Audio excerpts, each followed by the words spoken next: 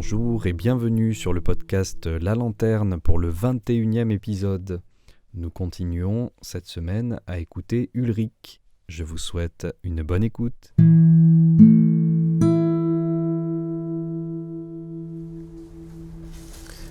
Cette tension entre idée, idéal et le réel. Aujourd'hui, tout ça est remis beaucoup en question avec les technologies numériques. Et notamment, beaucoup de personnes, surtout les plus jeunes, passent beaucoup de temps là-dedans. Et c'est un mode d'approche du monde qui est un peu particulier. Dans cet univers, quand on n'est pas content, on zappe, on cherche un autre contenu. On est dans une attitude aussi passive où on reçoit la connaissance. On est dans une attitude où si on n'est pas d'accord ou si on est ennuyé par ce qui se passe, on peut facilement changer. Qu'est-ce que tu penses de toute cette technologie qui est venue modifier notre quotidien ? C'est une des plus grandes exigences à notre humanité, je trouve. On a beaucoup de facilité avec ça. On peut faire beaucoup et c'est génial. On l'utilise quotidiennement pendant plusieurs heures et on ne peut plus penser le monde sans. La question est, je deviens complètement horizontal, n'est-ce pas? On s'occupe que de ce qui est dans notre monde visible. Et l'appareil me dit que c'est le monde entier. Et on connaît aussi le sentiment de vide après quelques heures sur l'ordinateur. Je pense que chacun le connaît. Chacun connaît la difficulté de s'endormir. Et ce ne sont pas que les morphines qui ne peuvent pas venir à cause de la lumière bleue. C'est aussi autre chose. Parce qu'on est dans une monde qui est que d'ici. Et qui est aussi une grande illusion. Parce que rien qui est dans l'ordinateur est en réalité. Si je regarde cet arbre-là, il est réel. Si je regarde des arbres et dans des jeux, des paysages, etc., qui bougent et je bouge dedans, rien est réel. Et on se remplit avec des choses qui n'existent pas. Et ça laisse un vide en nous. Et de trouver suffisamment de temps de rendre hommage au fait que l'être humain est un être dans un organisme qui consiste de terre, des plantes, des animaux et des autres êtres humains. Réel devient de plus en plus important. Un autre fait, c'est que ce monde artificiel, on l'appelle heureusement encore aujourd'hui un monde artificiel, c'est quand même génial, hein? Il nous donne une satisfaction. Je dirais, pardon, ça c'est il y a aussi, n'est-ce pas, qu'est-ce que j'ai appris, quels sont les fruits ou quoi. De plus en plus, je vois que c'est une satisfaction, une pseudo-satisfaction. Parce qu'on a des images qui bougent, on a toujours quelque chose à penser, mais qui vient toujours d'en bas. Nous avons un esprit, nous sommes un esprit, un être spirituel. Et cette dimension spirituelle veut aussi être nourrie. Et on a l'impression que ça soit nourri par les images avec lesquelles on vit, mais ce n'est pas vrai. C'est même le contraire. Et l'exigence sera, ou la tâche qui est venue avec les ordinateurs, avec l'intelligence artificielle, c'est de les utiliser, leur donner la place nécessaire, mais de ne pas oublier qu'on a une autre dimension et qu'il faut aussi nourrir cette autre dimension.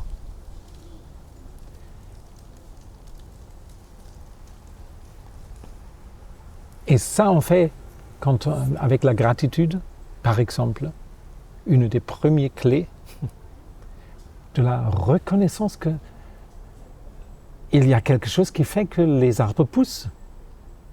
Il y a une force de vie. Il y a une intelligence qui fait que tout existe.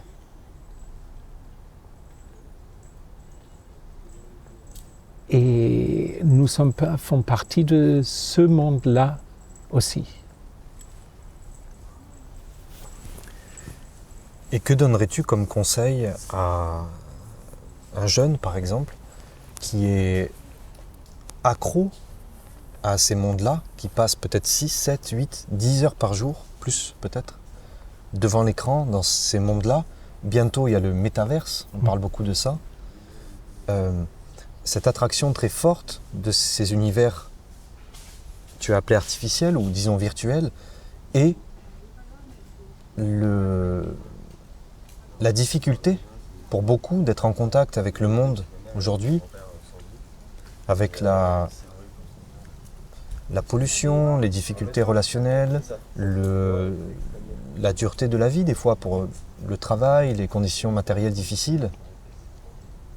Qu'est-ce que tu donnerais comme conseil ou simplement une orientation, un point de réflexion, un axe, quelque chose?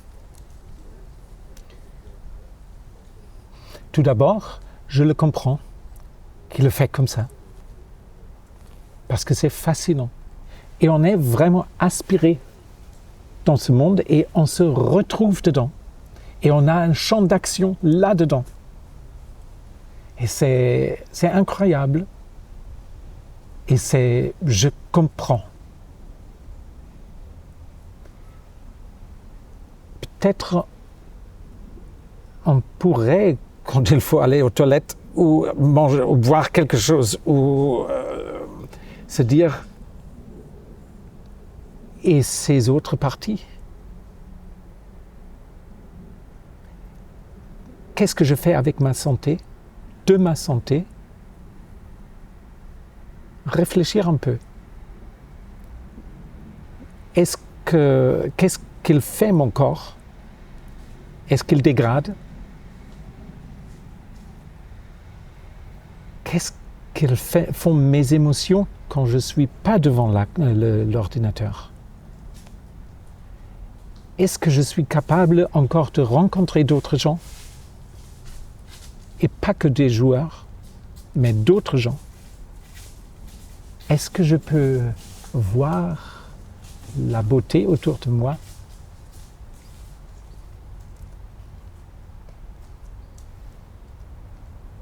Est-ce que je peux trouver une importance en ce qui est hors de l'ordinateur?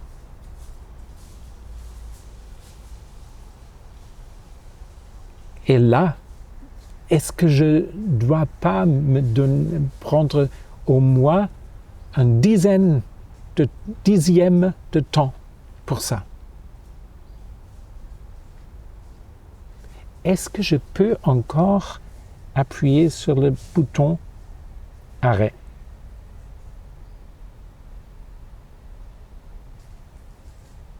Sinon, est-ce que je ne devrais pas faire quelque chose?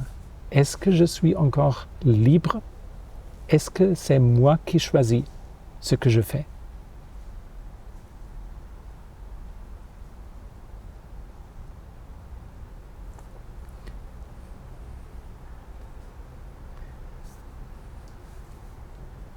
Est-ce que je participe à quelque chose qui est bien pour les autres? Au moins pour quelques minutes pendant la journée. Ces univers ont une attraction très forte, tu l'as dit. au niveau des neurosciences, au niveau de la chimie, on explique ça par de la dopamine, c'est un circuit des récompenses courts qui, du coup, donne de la satisfaction immédiate. Et au final, on peut se dire, ben oui, parce que je bénéficie de cette satisfaction, donc oui, c'est moi qui veux ça. Et si on dit à la personne, tu es sûr, c'est ce que tu veux? Oui, oui, bien sûr, je veux ça. Quelque part, je dirais, l'identité même de la personne est un peu remise en question par ces univers. Qu'est-ce que moi, finalement, dans ces choses-là? Oui.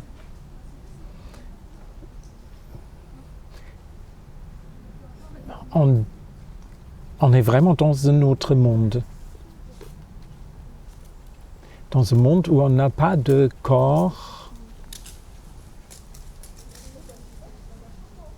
On a des émotions et on a des réactions et même on peut même partager des idées, etc., n'est-ce pas? Alors, âme et esprit sont présents, pas le corps. Est-ce que j'existe dans ce monde-ci? Est-ce que je peux rester connecté avec mon corps qui me donne la possibilité d'agir dans ce monde? On sait qu'aujourd'hui, des enfants ont de plus en plus mal de sauter sur une jambe, de faire la motoricité fine,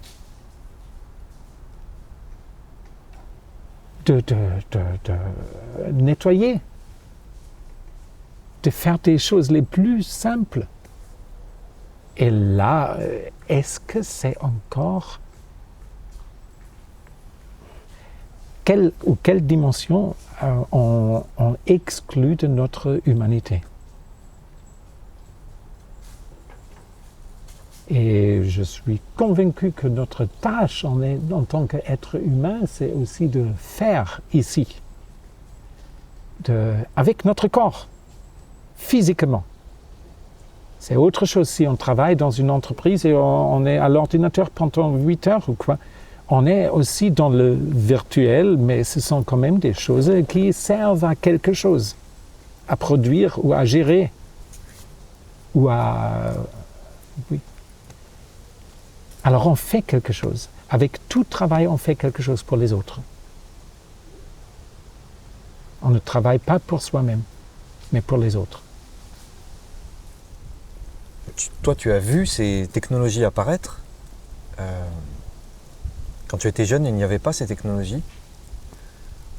Quel est ton regard sur l'évolution de la société ces dernières décennies, finalement, avant l'apparition et après l'apparition de ces technologies? Qu'est-ce qu'on a perdu, qu'est-ce qu'on a gagné dans ce changement d'époque? Les enfants ont perdu à jouer avec rien. C'est incroyable quand on était enfant, et même nos enfants, ils ont joué des heures et des heures avec presque rien. Quelques bouts de bois ou ils ont trouvé les fleurs, ils ont construit des choses avec des cubes en bois, ou des morceaux de bois en bois. Ils ont construit leur maison avec quelques chiffons. Et c'était génial. Mais il fallait toujours ranger après.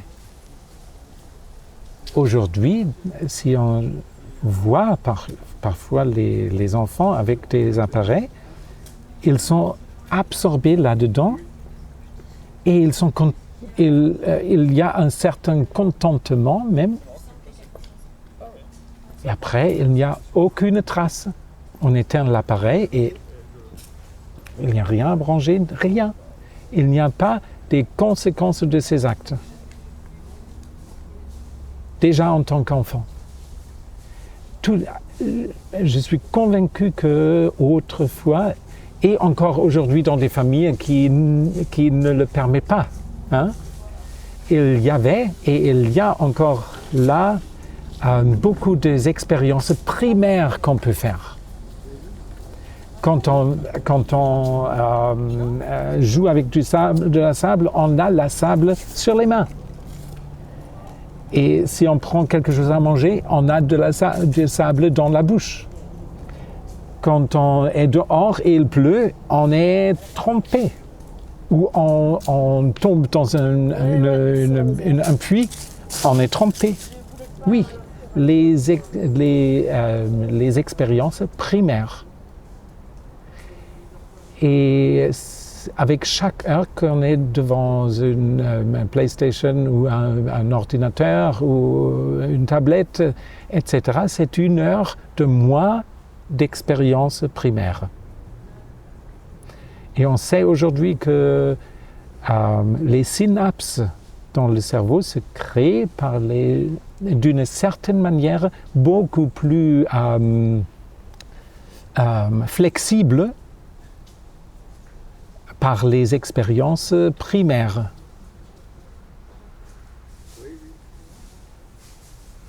Il y a d'autres choses qui sont devenues beaucoup plus faciles, hein. C'est génial. Je voyage toujours avec mon GPS. Je prends mon téléphone portable,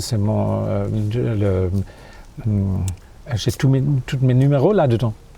Mais j'ai perdu la capacité de connaître tous mes numéros.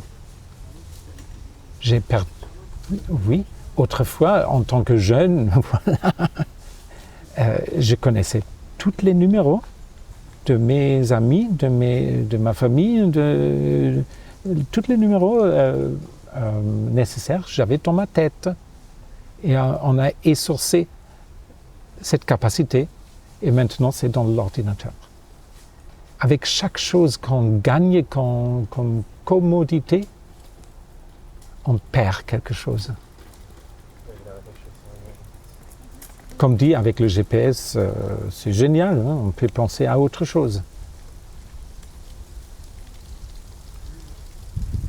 Mais ça me rend surtout triste pour toutes les expériences primaires pour les enfants. Quand ils sont encore en développement, en évolution, en construction de leurs organes, de ne pas avoir, ou d'avoir chaque heure qu'ils n'ont pas cette possibilité d'avoir des expériences primaires et dans l'interaction avec l'autre. Des émotions qui vont à l'autre si des parents lisent une histoire. L'enfant crée les images. Je me rappelle encore que j'ai vu une fois un grand des frères Grimm en télévision, en bande dessinée. J'étais sans mots parce que pour moi, cette Cinderelle ou qui c'était n'était pas du tout comme celle-là dans le film. Pas du tout. J'avais mon image intérieure. Et on est beaucoup plus différencié et créatif si on peut créer les images, surtout par une voix d'une personne qu'on aime bien. Cet échange d'âme à âme, cet engagement de l'autre pour les enfants, tout ça, ça joue. La musique, quand quelqu'un joue vraiment d'un instrument.